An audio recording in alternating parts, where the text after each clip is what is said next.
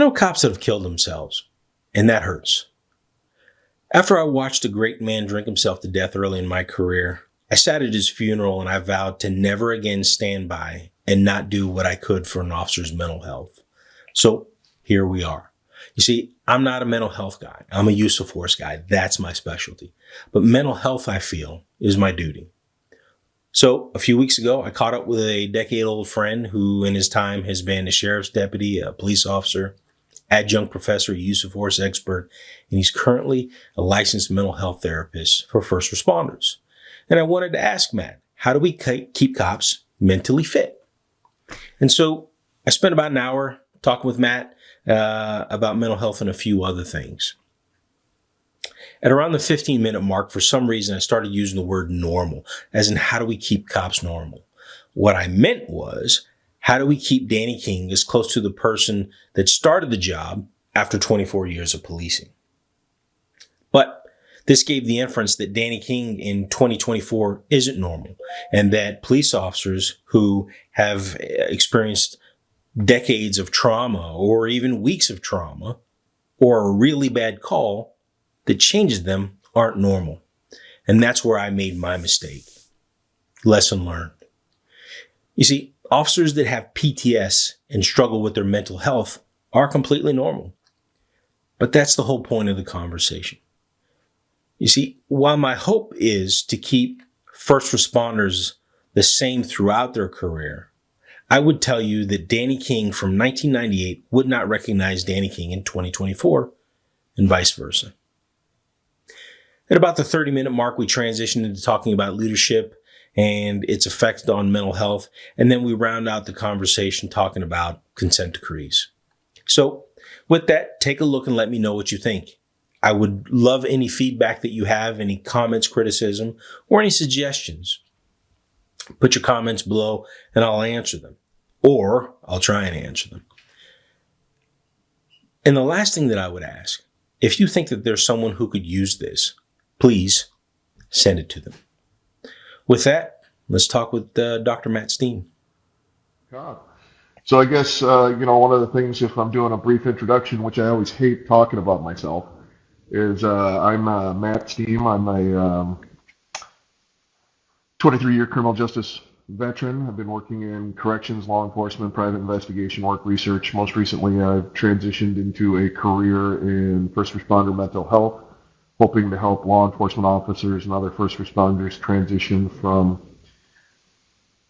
dealing with stigma attached to anxiety, depression, PTSD, and other mental health illnesses to become a fully functioning member of society in their departments again. I've actively do research related to use of force and currently slower than I want to working on my book about the Derek Chauvin in the Minneapolis Police Department, looking at the incident from a cop's perspective, looking specifically at the use of force and not the politics involved. I know Liz Collins wrote her book, and there's been some others that have been out there that have a different take on things, but mine's going to be more of a practical approach, looking at Minnesota training and law enforcement tactics and try to stay away from the politics because I think that's dilutes some of what really happened. I've been recognized in federal court as a use of force expert. I write articles on a variety of things. Again, I'm transitioning more into mental health. Got a doctorate, education, master's in criminal justice, master's of arts in mental health, and a bachelor's of science in social sciences, and various professional certificates and things like that. I have my own company. It's Minnesota Blue Line Therapy. I originally wanted to call it Minnesota Blue Line Therapy and Haberdashery because of the Hateful Eight movie, because of the disconnect. So I'm still registered like that some places. I haven't decided if I'm going to keep the name, but that's where we're at. That brings us to here with my friend. So what made you, of all the things that you've done, what made you want to get into mental health? Is there something that you saw that you thought there was a big gap in the mental health system for law enforcement?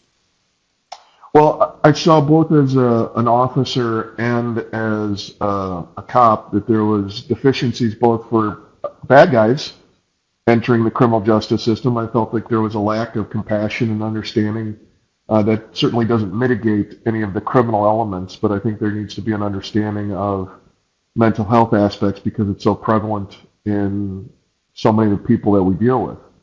But more importantly, I saw how officers and agencies weren't appropriately addressing mental health issues, weren't recognizing it, and still treating it much like a stigma. I did a session last week, and I talk about that if an officer is at a therapist's office, it's already too late because most of the stuff that they've been building up to, it's just boiled to a head, and now it's overloaded, and they can't deal with it anymore. An officer needs to feel comfortable coming into their world, if you will, and talk about some of the early signs, anxiety, depression, and some of the other things that hit officers way before any PTSD may even surface. Yeah. I think of a young recruit who might be getting written up and might be not responding to training, but love the career and maybe dealing with a whole bunch of anxiety because they're getting jammed up. Needs to know that it's okay to have anxiety, to have anxious feelings, and how to appropriately address that because that impacts their performance and potentially their job. And as we know, we've had cops that have killed themselves in parking lots and training rooms across the United States, and those are side effects that we need to appropriately address. So you talked about if they're talking to the therapist, it's probably a little bit too late. If you had the ability to walk into an agency and set up a mental health program, what would you do? And what would be the tenets of the program? That's a great question. Well, first of all, I'd make it an outside contractor. I wouldn't do any of this yearly mental health checkups because those are just mandatory meetings that are a waste of time. Because a cop's going to go in and tell the therapists what they think they should hear, not what they want to hear. And part of that is because they think the therapists work for the agencies and somehow that information is going to get back to them. And the research tells us that therapeutic alliances are some of the most important things in helping drive someone's mental health success. So if I have an officer and he goes in once a year and he sees a brand new intern or a brand new therapist and sees him once a year, there's not going to be any connection to be truthful.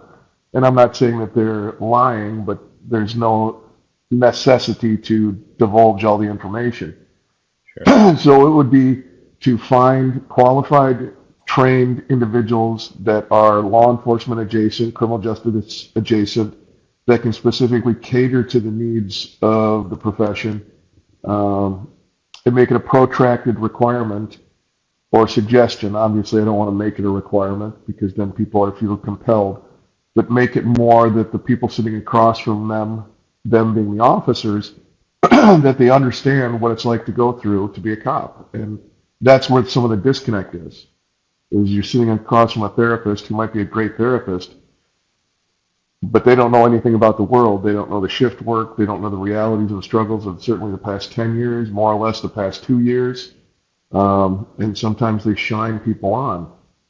I did, talked about at the training session, I said, what happens if a guy walks in with a gun on his hip and he's a licensed police officer? What's your rest of your clientele going to say? Are you going to ask your client to leave that's carrying a gun? In Minnesota, you can't do that because he's a commissioned officer. But one of the therapists really had a problem with that because she never thought about it. Okay. So we get a therapist that knows what they're talking about, who's experienced the system. What do you do with the rest of the agency? How do you set it up so that people want to do this? What do they have to do in order to get these services? I'd say it's got to start from the ground up. Unfortunately, the chief executive might want to be driving this one, but it's got to be the troops out there that really want to connect with the individual, because the chief executive may say, hey, we're going to do this, but the officers may say, no, we're not. And that's the reality. So it would be a lot of gripping and gritting. It would be officers that are, therapists that are specifically contracted with agencies. So the agency is paying the fee because then it controls the records and who has access to HIPAA for certain aspects. But then that also creates a problem because people think then who is your allegiance to, the people paying the bill or your client? And I'm here to say that the confidentiality lies with the client, not the agency. It's not a fit for duty exam by a psychologist or another professional. It's more of talking about how to deal with your mental health issues. but it's going to take years to Sure. probably get some of these programs up and running. I mean, I think of Sure. LAPD and NYPD, and it might even take decades at those agencies. Right. 10,000, 40,000 officers. So we have a therapist that knows what they're talking about. We have officers, oftentimes senior officers that are driving this, that recognize the need for it. What do we do on a daily basis? What does that program look like for the lineman who's maybe just kind of worn out? The officer working the street. What does he do? Well, I think we do a lot of normalization and a lot of psychoeducation, is called in the industry. So that would be talking about how it's okay to have mental health problems. It's okay not to be okay. If you're not ready to come in, here are some things, excuse me, to deal with some of the potential issues that you're having. So that would include briefings, meetings, newsletters, whatever you want to call it. One of the things I've seen with the officers that I've worked with is a lot of officers dealing with a mix of anxiety and depression. Um, Anxiety symptoms are driven when there's more stress. So how do we address some of the anxiety symptoms? So some of the easy things that I do to the people that come into my office with anxiety is I tell them to get a wellness app or a meditation app. Start using it. Start doing some what we would call combat breathing. Some people call it 4x4 breathing. Recognizing and addressing your emotions. Especially, you can't do it on the streets. You can't look at a bad guy and go, I'm frustrated at you. You make me unhappy. But when you're at home with your spouse, you can identify your emotions or your kids and start labeling them, because frustration can be anger, it can be fear, it can be sadness, so it can manifest itself in a variety of ways. So it's not necessarily one size fits all. It's understanding that I'm scared and anxious. Um, So, what type of app are you talking about? I mean, there's so many apps out there. I'm confused.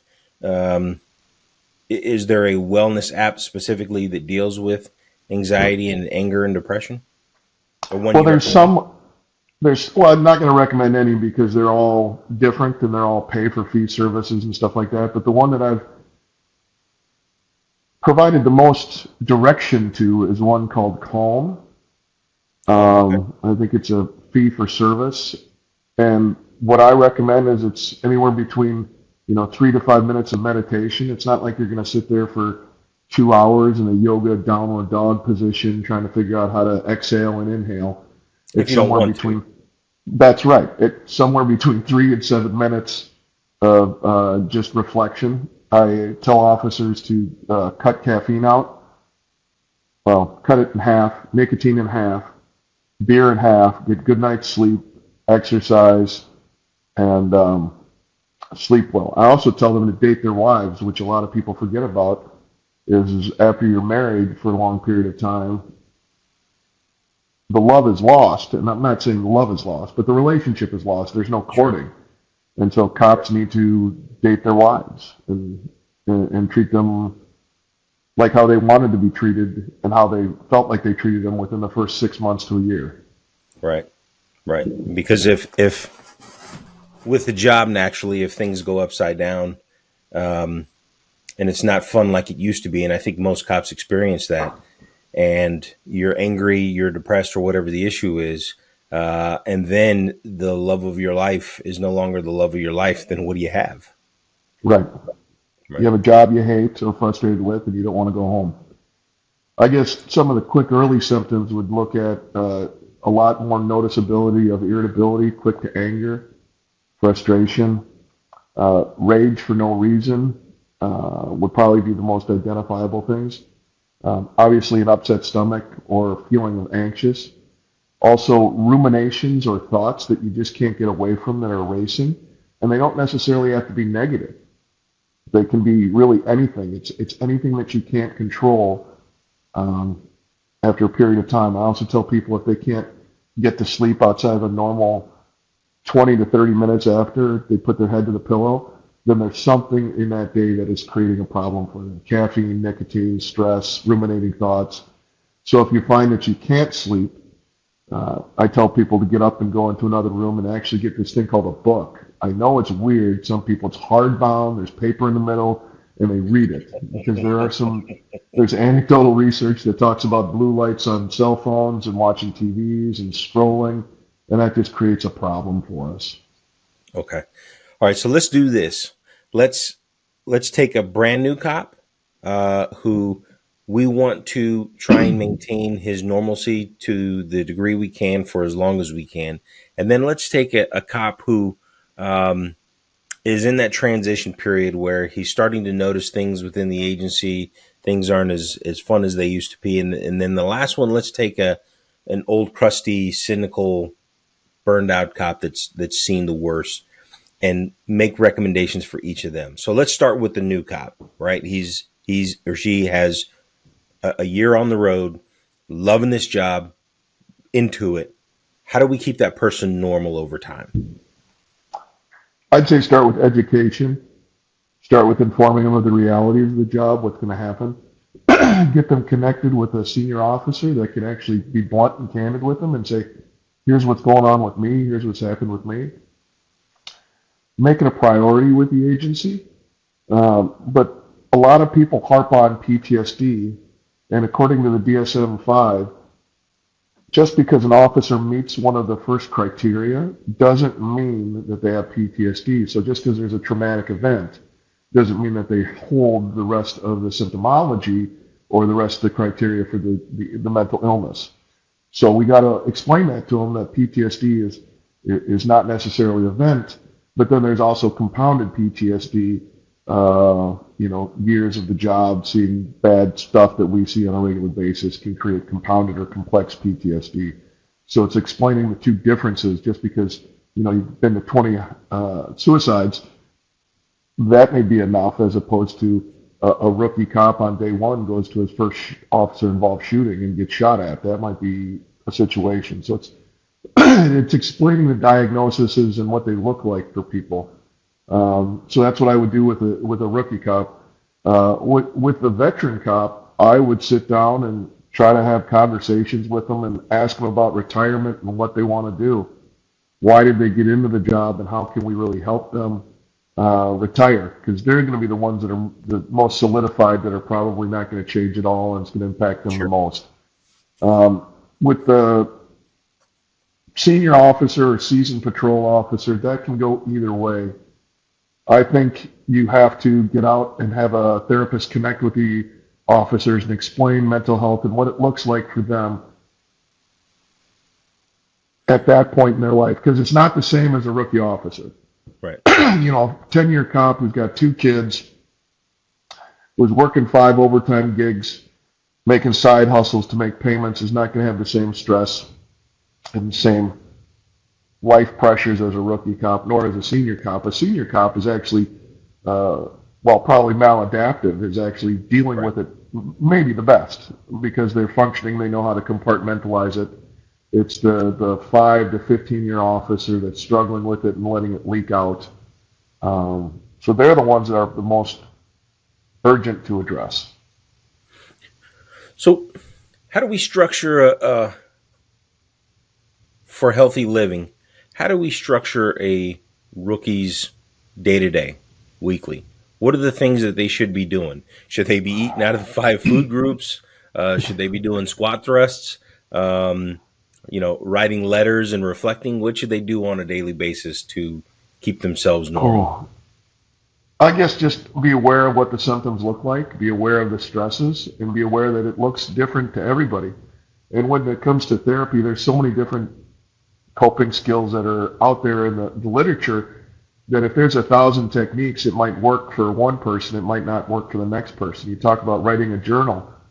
I give the clients that I work with, and not all of them are cops because it's tough to get cops to come in, a variety of homework and activities, and of that, they only do a small percentage of it. So even within the normal population, and you tell people to do something for their own mental health or give them suggestions, they're not going to do it. So you have to find something that the officers are going to use to make themselves better. So I always Start with Maslow's hierarchy of needs and look at the pyramid. If you're not comfortable in your body, you got to figure out how to make that more comfortable. So sleep, exercise, and diet. Eating enough calories, nicotine, drinking, water. Start with the basics. Build that up. I would say as a recruit, you need to drill into a recruit officer that mental health is important. You need to use the TAC staff or whatever DI staff to help inform that, as well as provide stress and the front leaning rest. And then you also need FTOs and sergeants and lieutenants that understand the signs and symptoms of what stress looks like and what anxiety looks like and what depression looks like in their officers. They don't necessarily have to be clinical professionals, but they need to understand that when activity changes, you have a high functioning officer and he goes to a low functioning. What Sure. happened? Something in their life changed.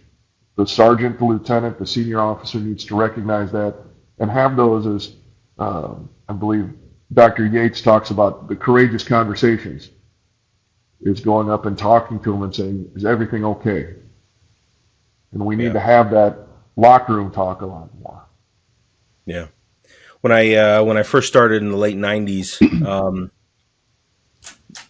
you just kind of packed it away and you didn't say a whole lot, and you just dealt with it. And there were a handful of people that I trusted that opened themselves up to me, and it's one of those things that you see absolutely horrific things, and you're involved in those things, and then ultimately it starts to take its toll on you, and like everyone else on scene, you just go to lunch, and you see him at the next call, um, and I saw people kill themselves, and I saw people self-destruct and drink themselves to death, and one day I just vowed that I wasn't going to tolerate it. I remember seeing a new guy, neat guy, man. He was smiling, happy guy, and then I didn't see him for 5 years. And then one day we literally met up in the exact same place in the same Sally port. And he was just a bitter, angry dude. And it was sad because my last memory of him, like it was yesterday, was of this sweet guy. And the very next time I saw him, he was no longer that sweet guy. Um, Right. and I remember just kind of pulling him to the side and talking to him because it starts somewhere. And he was, obviously further down the trail than I had hoped for. And he was just not the same person. And when they see a senior guy opening up and talking about it, in the last 15 years in my agency, you saw really strong, really good cops that were completely open, and it really changed the culture. Right, now the young guys coming on that respected those hardcore cops saw that those cops were just open and were very clear about their mental health, and it just became the way that we just kind of did things. We were just open Yeah. with each other. When you have an agency like that, that's awesome. But I'm going to say that that's the aberration. That's not the norm. Sure. You may also have that on a shift. You may have that, in a precinct, a division, depending on the size of your organization. But that's fostered by good relationships between the troops on the ground and the command staff in that organization. And as we know, within the past 3 years, 4 years, law enforcement has gotten even more hyper vigilant and hyper political and hyper focused, anti cop. So nobody wants to open up Yeah. their their closet and let the skeletons out. Yeah. No. And I'm sure that there's huge swaths of the department that weren't doing those things. Um, but luckily, I can tell you that that's always going to be the case where you have new people coming on, and the openness that you had in the agency a year ago with this new infusion of guys and gals, that may kind of wane, right? And so the culture changes the more you bring on people, and hopefully there's enough people there to kind of bring them in under the right culture. But I think that it's going to take time, just like any place. But if your hearts are in the right place and there's enough hearts in the right place, it's going to bring people in because people are humans, right? Right. And if I come into an agency and I run into Matt, and Matt is a senior guy that's very good at what he does, and ultimately he takes me under his wing and he just says, "Yeah, man, what we saw today was not normal. How do you feel about it?" Or whatever the case is. I think that I'm going to just kind of fall in line with that. Or if I run into Matt after the call and he's just changing out, going home or going to the bar, then I'm going to fall in line with that too. So Yeah, and I would say there was something good for the 60s, 70s, and 80s, and even before that, where they had shift choir practice, because that allowed for at least some modicum of debriefing, some camaraderie, some unit togetherness. And I'm not saying it was all bad, but I'm not saying it was all good. But it was something sure, that I think is lost in today's cop society. Is people don't do that anymore. They don't go out at the end of watch for breakfast or something like that. Bad tour of duty and go out with a group of guys and just rehash it, because that in and of itself is a way to address some of the issues. It's sure. real slight, but it also builds camaraderie and kinship and fellowship within the organization. So if we have for our leaders, right? Let's talk about first line, and then ultimately the administration. What should your leaders be looking for in their officers? And second part of that is, how can they keep their officers eh, mentally engaged and well, and on the right track to taking care of themselves? Well, I think it's easy for the chief executive is they have to put the budget dollars, put the money where their mouth is. They also have to allow the first line supervisors, whether that be a sergeant or a lieutenant, to not manage anymore by objectives or tickets. It's to get out there and know the people and to talk with the people. I have a friend, Chris Bratton, he's a police chief from Texas, retired. He said one of his greatest stories was he was in his office and he knew when somebody had a problem because their demeanor changed, and he addressed people and worked with people as opposed to the numbers. And the most important thing for that employee at a moment in the story was for that employee to be sent home, and the chief kind of said, "We'll figure everything else. You take care of yourself today." And that's Right. the kind of attitude that we need to happen, and that needs to foster from the executive down to the sergeant and lieutenant.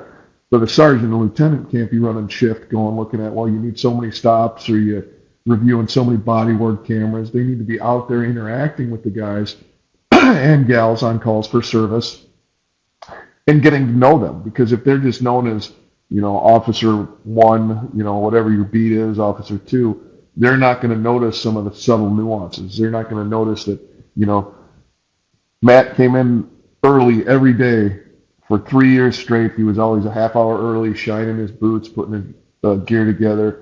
Now he's walking in 5 minutes before the start of shift. He's barely making it to roll call. Some days he shaves, some days he doesn't. By the way, the beard plays. Those are the subtle nuances that you need to see.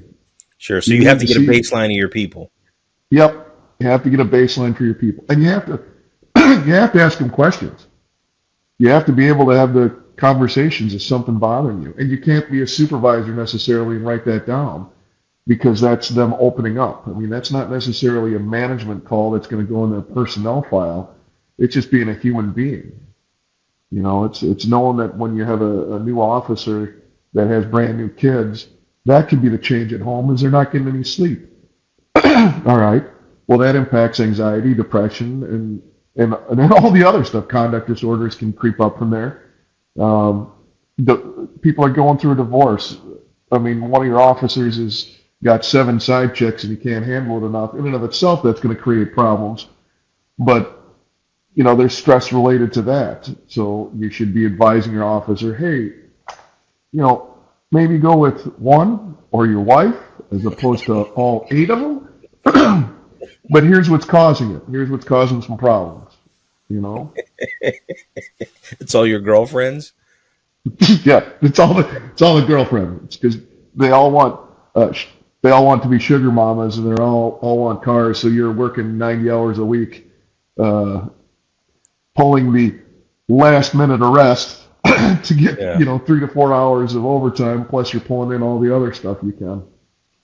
So, in your leadership travels, in your education travels, what effect does poor leadership have on um, an officer's mental health or an agency's mental health? In the last few years, law enforcement, due to politics, we had an outside chief that was completely unqualified to do what he was doing. He ultimately, because of his past, wanted to brand himself as a reformer. And so he took over a really high functioning, well respected agency. And to the outside world, he made it appear as though it was just a happy family. Inside, he ran it as if it was under a consent decree. And, everyone spotted it right off the bat, and it ultimately destroyed morale. But have you seen something like that? And what ultimately is the effect on the officers? Well, it's officers leave agencies, officers leave the profession, officers go down to not not doing proactive law enforcement. Um, I'd be remiss to say that there's not a cop out there that when the call for help comes out that they're not going to go. But that doesn't mean that they're going to be out patrolling the streets actively looking to get jammed up Sure, on something. sure. So if we're looking at productivity within a division, a precinct, a unit, an agency, if all of a sudden it goes to a high functioning, taking a lot of people to jail for good stuff, down to pretty much nothing, that's a sign that there's problems within the agency. That's a problem with the signs on the shift.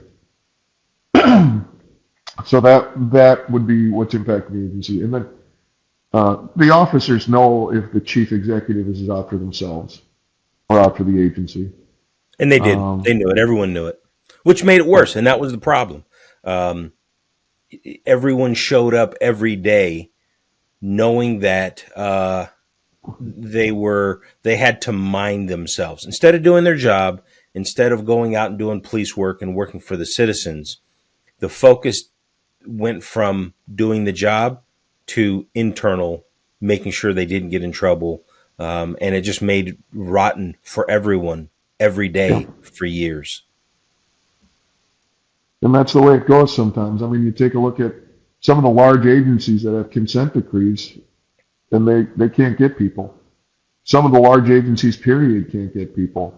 There's agencies in Minnesota that traditionally would get 300 to 400 applicants that have had one opening for the past year, and they can't get anybody to apply. I mean, so these agencies that were high functioning small departments that would, be the dream for most guys because it'd be just enough action where they'd make it a good career, solid money in the suburbs, and they can't get people.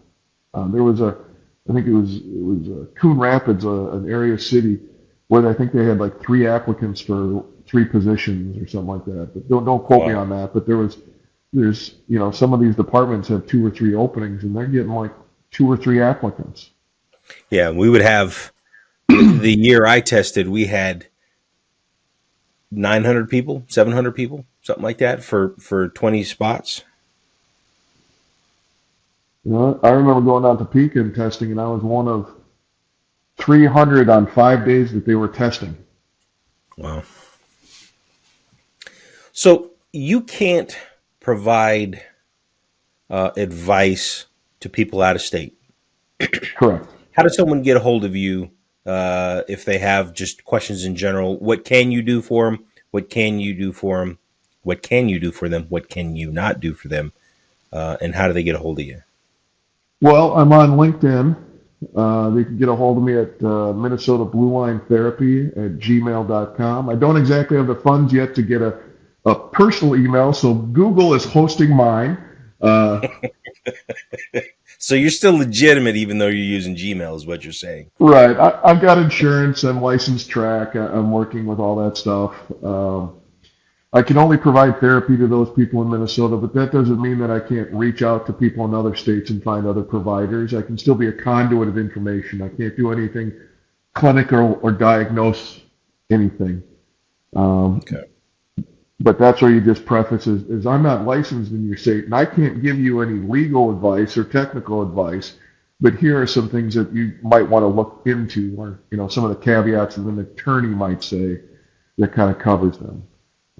But obviously, anytime you're talking about people, I'm not going to give them uh, negative advice. Sometimes it's, Sure. I don't know what you got. You got to go to a professional in your state. You got to sit across from somebody and talk to them. I mean, one of the things I struggle with is the media hounds cops when they do a use of force on a guy for mental health, and God forbid they end up killing him. And they're like, well, they should have taken the extra 20 seconds to diagnose him.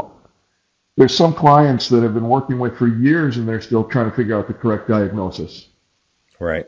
Right. I mean, it's Go ahead. the, the big blue book of diagnoses is sure fun to try to figure out, and then how people are presenting, what they're telling the truth, and So, um, you travel teaching, right? Mhm. If someone, do you have any mental health classes that you currently teach? I don't. Right now, I'm focusing on providing education to the mental health professionals that are out there providing support to the officers and telling them, as an officer, kind of my experiences with the industry and how they connect and how they should support each other, because that's really where it's going to blossom. I think is you get mental health professionals that understand the industry. Right now in the state of Minnesota, I think there's less than 20 people that have law enforcement or criminal justice experience that are therapists. There are a lot of people that are law enforcement adjacent, uh, but not as many. So it's still probably a group of, say, less than 50, and I'm just pulling numbers out of my tuchus. Um, so there's not a lot of people that understand the nuances of it. So the more people that understand the realities, they can refer people on. Like I've had clients that I've had to refer to other people because I'm not the right person. Sometimes a Sure. therapist doesn't know who they're getting through the door. It's like, I don't deal with anorexic or eating disorders. So if I have someone that's coming in with one of those, I'm not the guy to see. Sexual dysfunction, depending on the extreme nature of it, I'm not the guy to see. Trauma, stress, depression, self-harm, I'm that guy. But some of the other stuff, you got to go to other people. What would you say to the cop who's thinking about killing themselves? Get help, make the call, talk to somebody, look at And protective factors. look at what? Protective factors, family, friends, things for them not to kill themselves for. I'd normalize it. And sometimes it's passive ideations. Sometimes it's the world would be better off without me. That's kind of a slippery slope when you start thinking about that a lot. Let's be honest. We've all probably had that thought in our life where, hey, it would just be easier if I weren't around. My dogs might bark here. 90% of the world probably has had a similar thought, a passing, fleeting moment, and that doesn't mean that you're suicidal. That means you're human. But it's a Sure. continued thought. If that's the only thing you think about, is the only way out is to end your life. Um, there's also impulsive, destructive behavior. It's not just necessarily thinking of putting the proverbial gun to your mouth or the temple. It's drink until you're blackout drunk, then driving your car 100 miles an hour. It's going to calls for service, a jaywalking call for service at 120 miles per hour, and it's a dangerous call, and supervisors need to be aware of that. It's taking more abnormal risks for it. But I would say that they're not alone, that it's normal. Everybody has those. And I think that officers and supervisors need to have that conversation. Because everybody I talk to for a diagnostic assessment, I come in and I say, have you ever hurt or harmed yourself? Probably about 30% of the people have had some sort of suicidal ideation thought, and about that similar percent have done some sort of self-harm, which is cutting, burning, pulling of the hair, head banging, and things like that. So it's a lot more prevalent than people realize. It's Really? it's guarded. Yeah, it's guarded. A lot of people protect it.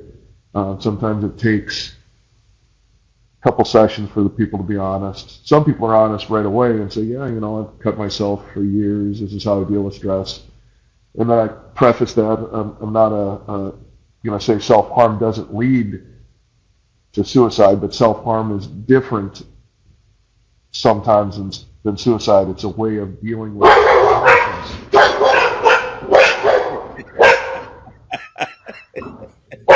Hey, It's the Amazon guy. probably within the neighborhoods, the Amazon, Target, Walmart, whoever comes to the door on a regular basis. Um, but that was one of the things I learned during my internship is that with juveniles and even adults, sometimes the cutting on themselves is to feel emotions. It's not necessarily or to feel something. It's not necessarily to try to kill themselves. Um, Obviously, that's a risk factor.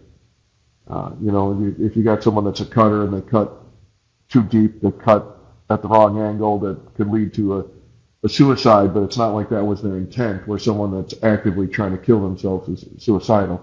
Now, these are some clinical discussions that we've covered in like a minute and a half, so by no means is this an expert dissertation on those types of Sure. behaviors. And if you're having those, consult with an immediate medical professional. I would also say that there's a difference between going to see your primary doctor and seeing a mental health professional. Just because they can prescribe medication doesn't mean they're appropriately and reasonably trained to provide mental health services. Right. I would It's just also, symptomatic relief. They're just making something to make the giving you something to make the pain go away.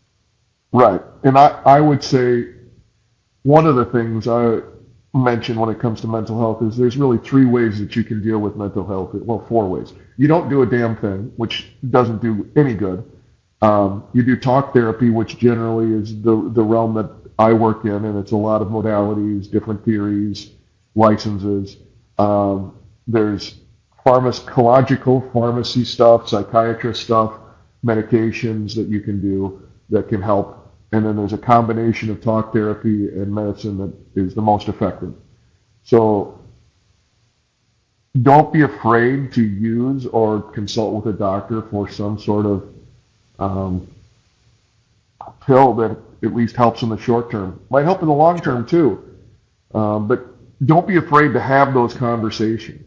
I mean, that's one of the things I tell almost all the people I work with. I'm saying, I'm not a medical doctor. That doesn't mean I'm going to say it's right for you, but I'm not the right person to have those conversations with. Sure. You have to decide as a person if you want to take medicine to help you feel better. And I've had some clients that say, no, they don't want to, not at all. Absolutely, then we'll figure it out. But just as an option, this will also has been demonstrated to help mental health issues. And I guess at the end of the day, that's the thing is that there are so many other issues, or excuse me, so many other possibilities, so many other things that most people never even really try.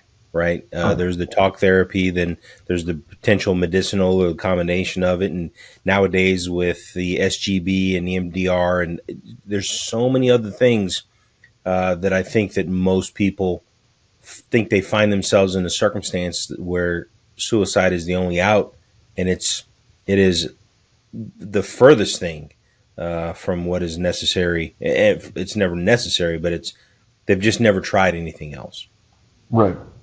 And you're absolutely right. There's different modalities to address a lot of things. There's prolonged exposure therapy, EMDR, ACT, sand tray therapy, art therapy, equestrian therapy, music therapy, you name it, it's out there. It's there to help. If it doesn't work, try something else. Sure, sure.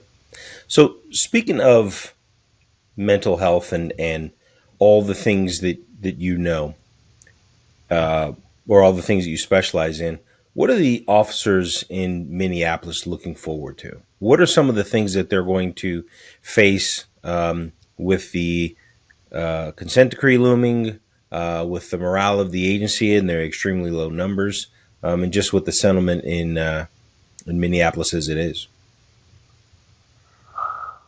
Well, within the city itself, staffing is probably going to be the biggest thing.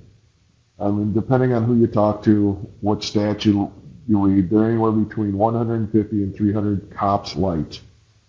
And that doesn't mean that there's not people in those bodies or spots. That just means that they might be on leave, light duty, or workman's compensation. Um, so their staffing levels are extremely thin. The fact that their department has just confirmed and agreed to a state consent decree and looks like it's going to sign a DOJ consent decree, that just comes with more micromanagement. I mean, that's the city's decision to ultimately do, and the Department of Justice to bring forth those patterns and practice investigations. But nobody is going to want to work there. Nobody is going to want to do the job. So it's just going to be thinned down. This is coupled with the media focus in the area as a result of the George Floyd Derek Chauvin event that has made Minneapolis a catalyst and a change agent, and it seems like it's brought almost every week something similar about what's happening or how we're not going forwards, we're going backwards.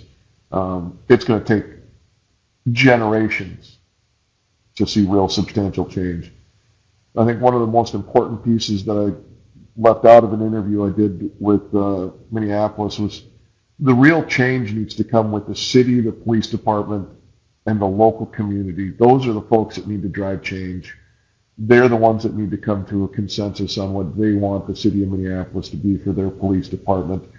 An outside influence like State Department of Health, State Department of Human Resources or Human Rights, or even the federal consent decree folks, they're a lens from outside that doesn't understand the real issues in Minneapolis. It's putting everything on the table and addressing the problems, and that's where you need people to be from in that community there.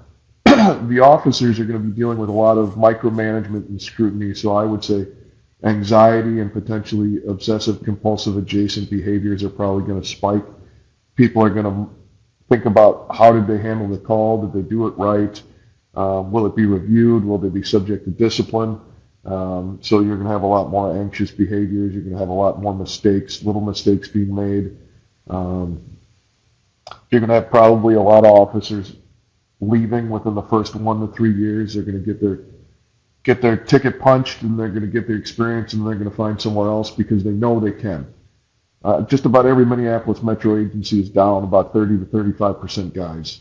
It's pretty much just if you're a veteran cop, even with baggage, you got a good chance of getting picked up somewhere else. It's not like it was in the 90s where if you had a DWI, you weren't getting hired for another 5 to 10 years. It was, oh, you got a DWI and a couple of days off? Well, we have 2 applicants and you're the best one of the 2, so we'll take that. So let's do this for the patrol officers that don't understand necessarily consent decrees.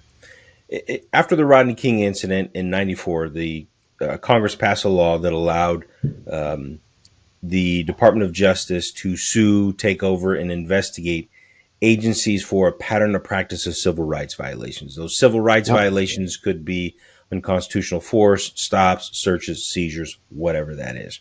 Yep. There have been a ton of agencies over the last 20 to 30 years, or actually since '94, that have come under a consent decree. Very few places have actually challenged the DOJ investigation. So what they do is they come in, they do an investigation, and they dig into the numbers. Allegedly, they use data scientists and experts, and almost every time that I know of, they say, yeah, you have a pattern of practice. They don't explain what a pattern is. They don't explain what a practice is. They just say you have a pattern of practice.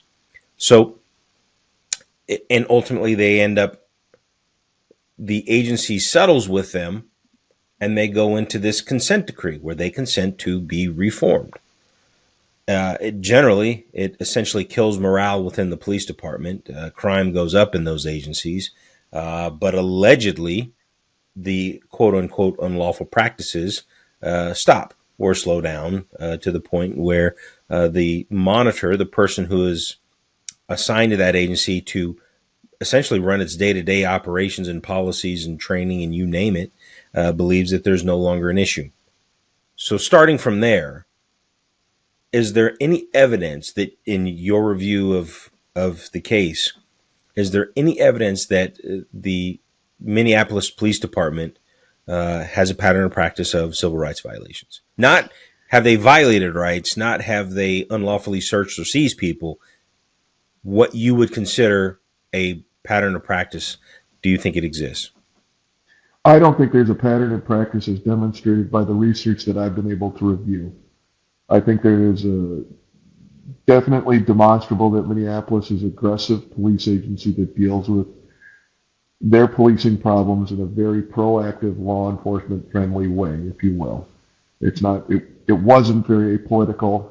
They let the cops do their jobs, which led to some abuses and problems. And just because you have abuses and problems doesn't necessarily mean you have a pattern or practice. One of the things I looked at when I did the Minneapolis police review of the DOJ is their sample population, their data sets. I challenged that because I don't think their data can be replicated. They said they did all these ride-alongs, all these community meetings. Well, if you're going out and looking for the problem, where you're going to find the problem, and how many people are going to be going to the same community meetings and talking about the same problem? So you need to understand if they're talking about one incident or if they're each talking about individual incidences. Because if they're each talking about the same incident, but you have 100 people talking about it, it's still statistically only one event. It's not 100 events. So that's my own little twist on it. I think Minneapolis is going to struggle like every other police agency has. I think they're going to get through it as best they can. I think the people that are really going to suffer is the citizens and stakeholders in the city of Minneapolis. Because the cops that are senior aren't going to care because they're going to retire in 3 to 5 years. The mid-level cops, they're just going to ride it out till they can retire, and the younger cops are going to get in and get out, kind of like what's happening in Oakland. They get their 1 to 3 years, and then they go somewhere else. Sure. Well, and ultimately it matters because if, I've followed consent decrees for years, and when you talk about the data, they don't go to court and prove their case. The city ultimately always settles with them, or the county always settles with them. So there really is no evidence, or they don't have to show how they got to the numbers that they got to. So when you're reviewing data, you're not actually reviewing data, are you? Or are you just reviewing what they said is data, right? Their conclusion. Oh, there's a pattern of practice here. Yeah, we need to step in and take over. But they don't show you. They don't divulge a methodology. They don't give you lists and charts and numbers. They don't say we reviewed 300 force incidents and 75% of them were unreasonable. They just say, yeah, Well, this is unreasonable.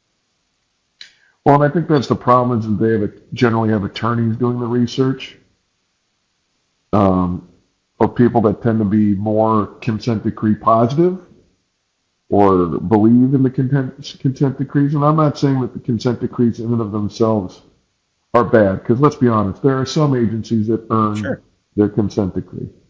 There are corrections departments and sheriff's departments on the correction side that have earned their consent decree because of what they've done. sure. Um, I think and we've there are all people, seen really, really poor policing, and we've seen, just like you talked about in corrections, things that you're just absolutely aghast at. But I question whether the incident with Derek Chauvin and George Floyd represented the Minneapolis Police Department. Because any police department you go to, you're going to find people that don't like it, that have an issue. And yep. so if you have the incident with George Floyd and Derek Chauvin, again, does that represent the Minneapolis Police Department? And does that represent a pattern of practice? And generally, I would say that it doesn't. Now, I don't know about Minneapolis PD, but I would tell you that I've seen I've seen the DOJ step into places where it's a singular incident that got caught on video, or I should say captured on video, that people now have an issue with, and the DOJ comes marching in. No pattern, no practice, no allegation of it, but ultimately, here's the DOJ. Yep. I would agree with everything you said. What was that agency where it had that the 4 or 5 officers that were charged and they ran somebody down, plainclothes cops, and they found ties that it was potentially connected to a gang, and that the officers were loosely affiliated with that gang. Um, Just happened in the past year. Was a traffic stop or something gone sideways? oh, you're talking about in Tennessee? Was that Tennessee? I knew it was in the South, but I don't know where. Maybe. Yeah, Memphis. Yes. Now Unfortunately, there's been that a lot. There's been some in Ohio where um, almost the entire agency's been rolled up. But yeah, Now with that, I could see them certainly using that as a singular incident to do a launching point into a unit or a division. But that should be the agency that does that to determine that, or that should be the organizational construct of bureaucracy. I almost said it, great word there. Thanks for uh, 53 minutes of talking in great English there. Um, that should be the municipality to conduct the investigation to determine if that unit is creating problems, and that should be the unit's commander's concern and the chief's concern, and that's why they have chiefs of police to make sure that those things don't happen. sure. You have attorney generals, and they have laws on the states that allow them to prosecute or investigate individuals for oppression under the color of office. And Right, I'm not saying that the DOJ doesn't have a legitimate job. right, What I'm saying is that the DOJ doesn't have a good track record of reforming anything that I've seen, and there's actually they haven't proven to anyone.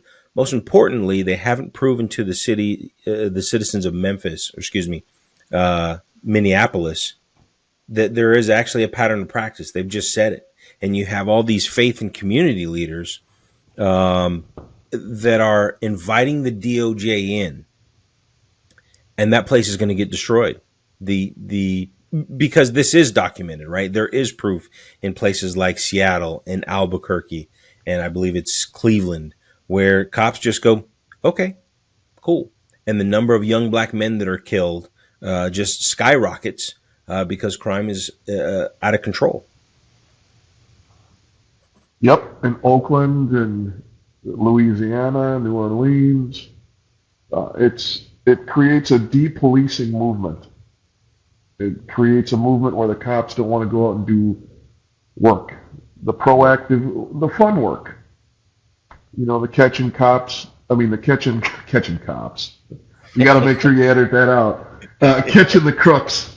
You know, you're doing the hand-to-hand drug deal. You got the cops and the patrol officer down the street watching, you know, dope being sold. It's not the specialized unit that necessarily gets all those arrests. It's the young, hungry cop that is out there prowling the streets that catches people doing nefarious things. That's going to stop. Sure. Sure. And that's ultimately at the end of the day, that is the cornerstone of good police work, right? It isn't a detective that's got a case file that's 18 inches thick that's been, looking for and following up on this guy for 18 months. It's the patrol officer that just sees something that, that's not right. And he busts the operation wide open. And, at the end of the day, it's going to stop. Well, that's like that. That's how they got the Atlanta City or Olympic Park bomber, Eric Rudolph, dumpster Yeah. diving. That's how they got Timothy McVeigh, a trooper on a traffic stop. I mean, there's thousands of stories where people get nabbed by cops doing good work. It's Yeah. not the Jack the Ripper we're solving the case, Ted Bundy, huge task force folks. It's just some officer out there doing his job. Yeah. I agree. So, what do you have planned? I know you've looked at the Philando Castile case. I know you've looked at Derek Chauvin. What would you tell young cops about those incidents, or what should they avoid? What should they do? What should they invest in? What advice do you have as a person who's looked into these incidents with a fine microscope? Fine microscope. Do your job. Know your laws. Know what you can and can't do. If your agency's not providing you training, you need to find it or get it. Find a senior officer, a rabbi, whatever nickname your agency calls them, someone to give you advice on a career, a mentor, if you will. Um, I still think it's as fun as what it was so many years ago when I started. You just have to make it fun and realize that you just have to jump through different hoops. Body-worn cameras are here to stay. Cameras are around. If you do good police work, Sometimes awful things get captured on video that are completely righteous and reasonable. Sure. Do good police work. Think of Peele's original principles and follow those tenets. I can't harken back to anything that I think is probably more foundational. John Locke's social contract theory is pretty big, but when it comes to principles, Peelian's principles when it comes to law enforcement, read and understand those tenets, know your community. Do what you signed up to do. Yep. Do what you took the oath to. And have fun. All right. Yeah. So Matt, how does one get a hold of you again? What was the email address? The email is mnbluelinetherapy@gmail.com. That's mnbluelinetherapy@gmail.com. You can find me at LinkedIn with Matthew or Matt Stiehm in Minnesota. There's two of us, by the way. There's only one with this lovely beard, and the other gentleman does. He's a grocer. I actually think is what he is. He works. That's a simplification of his job. He does something down in another community related to agriculture or marketing or something like that. But he clearly doesn't have any law enforcement or criminal justice connection. Okay. All right. Anything else you want to hit? I'm good for today. I didn't realize that was 59 minutes and 43 seconds. Yeah, that was a while. You're like talking, oh, this will be like 20 minutes, and all of a sudden it's like, Yeah, I don't think I said 20 minutes. I thought I said, hey, we'll do 20 minutes on this and 20 minutes on this. Yeah, that was cool. So what I'm going to do is I'm going to stop this here. Good, because now I can go